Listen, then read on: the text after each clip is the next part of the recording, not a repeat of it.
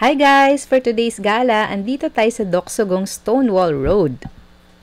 Nagtaxi lang kami papunta dito and dito kami sa side na to binaba. Ito kasi yung napin ko dun sa nung nagbook ako ng Kakao Taxi.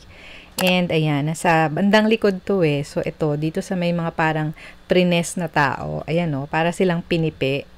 And so ayun, dahil ang ganda dito sa area na to, nag-picture-picture na rin kami.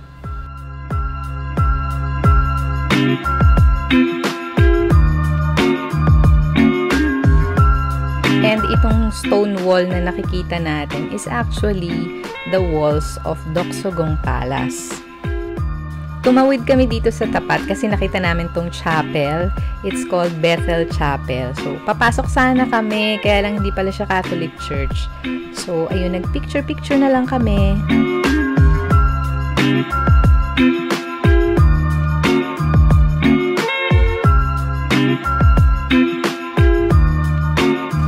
Sobrang lamig nung time na nandito kami.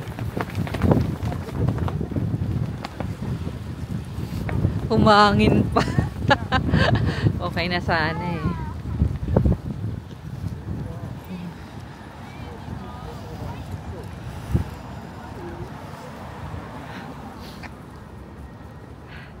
Lamig.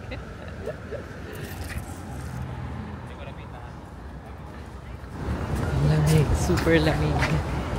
Dito sa Doksogong Stonewall Road, maraming K-dramas na shoot dito. Kaya gustong-gusto ko pumunta talaga dito. And yung isang favorite ko, yung Goblin. May scene sila dito na grabe, ang ganda.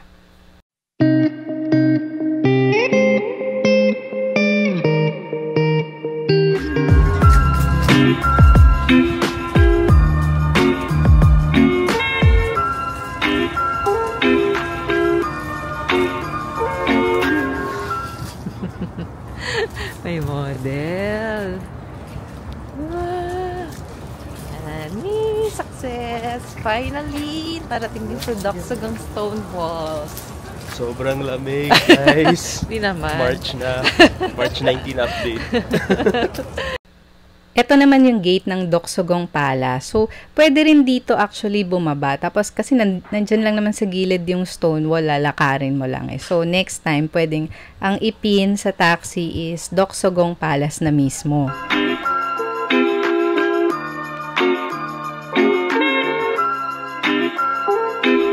Dahil sobrang lamig nung time na yon, pumasok muna kami dito sa Dunkin'. Tapos, ayan o, nakakatakam. Ang sarap ng mga donuts. Pero, nag-coffee and donut.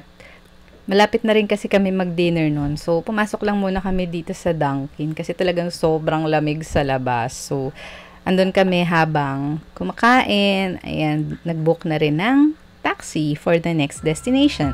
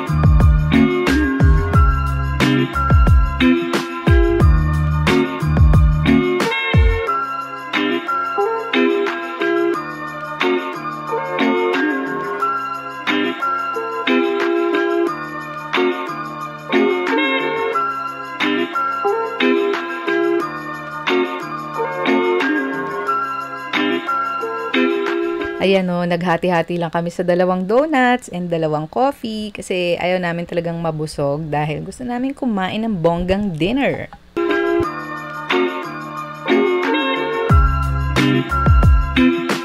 Kung K-drama fan kayo, I'm sure nakita nyo na tong Stonewall Road na to sa mga K-dramas and maganda dito, emote ka lang or ganyan, lakad-lakad lang. From here, syempre nag-taxi na lang ulit kami going to our next destination. So, thank you guys for watching this video. Please like this video, subscribe to my channel, and share nyo na rin. So, yun lang. God bless you always. Bye!